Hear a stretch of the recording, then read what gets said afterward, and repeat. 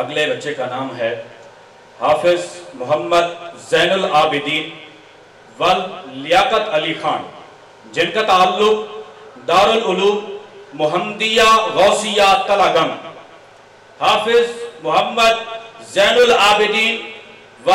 لیاقت علی خان، جن کا تعلق دارالعلوم محمدیہ غوثیہ تلگنگ سے ہے۔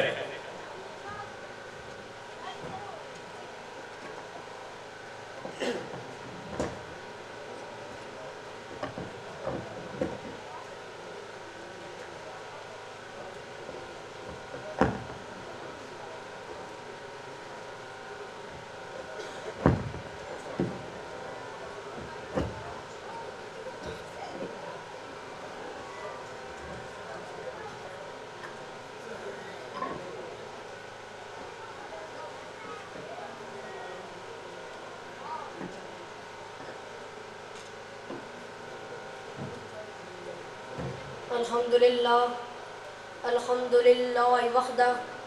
والصلاة والسلام علی من لا نبی بعدہ، اما بعد فاعوذ باللہ من الشیطان الرجیم، بسم اللہ الرحمن الرحیم۔ ما کان محمد ابا احد من رجالکم ولکن رسول اللہ وخاتم النبیین، صدق اللہ العظیم۔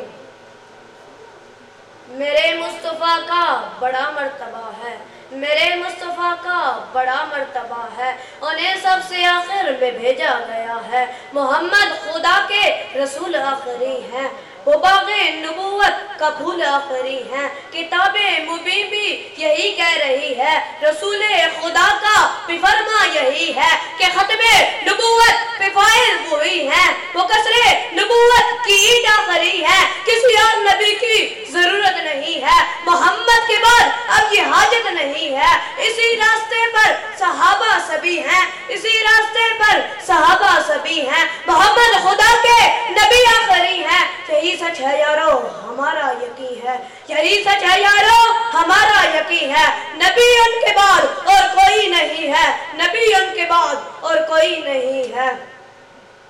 حمد و ثنا کے بعد عزت کی مسندوں پر براجمان عالی وقار مہمان، عدالت کی مسندوں پر انصاف کا قلم تھامے ججز صاحبان اور شرکائے مقابلہ، سلام مسنون کے بعد آج مجھے جس ٹاپک پر گفتگو کرنے کی جسارت ہو رہی ہے وہ ہے عقیدہ ختم نبوت، اسلام کا جوہری عقیدہ۔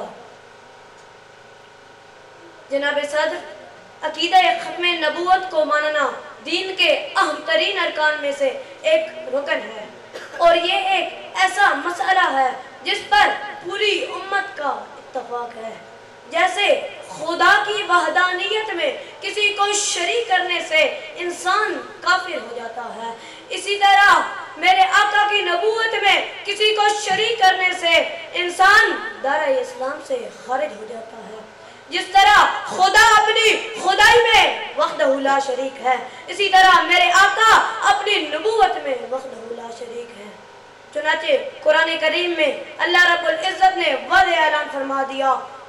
اليوم اکملت لکم دینکم واتممت علیکم نعمتی ورضیت لکم الاسلام دینا۔ اور اعلیٰ حضرت کیا خوب فرماتے ہیں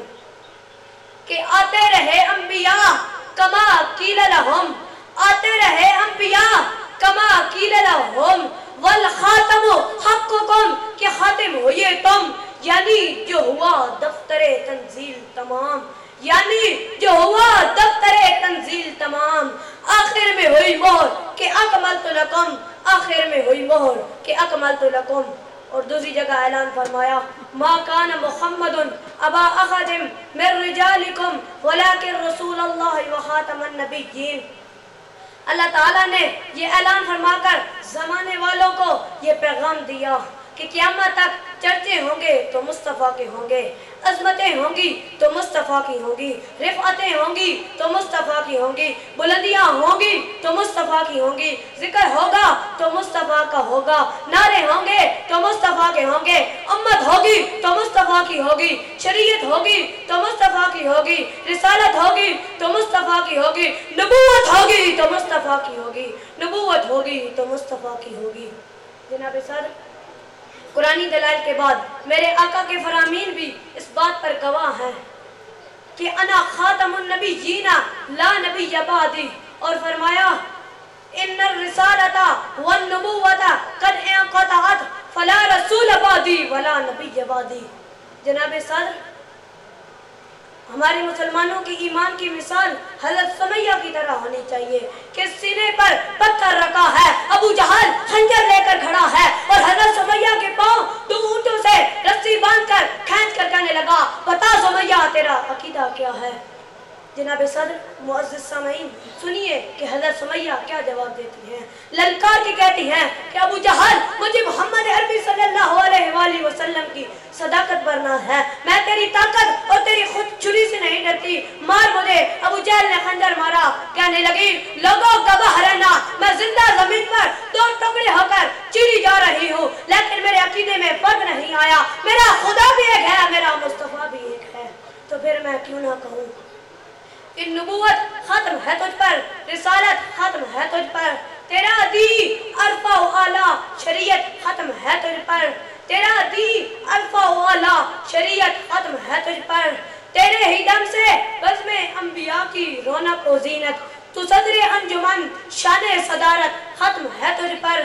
یہ تیری خاطر ہوئی تخلیق یہ ارض و سما سارے، تیری خاطر ہوئی تخلیق یہ ارض و سما سارے، یہی وجہ ضرورت تھی، ضرورت ختم ہے تجھ پر، جب مزمل بھی وہی، مدثر بھی وہی، یاسی بھی وہی اور طٰہٰ بھی وہی، جب انہی کے ہاتھ میں تکمیل دی ہے، جب انہی کے ہاتھ میں تکمیل دی ہے، مہر انبیاء شان رسالت ختم ہے تجھ پر، مہر انبیاء شان رسالت ختم ہے تجھ پر۔ والسلام۔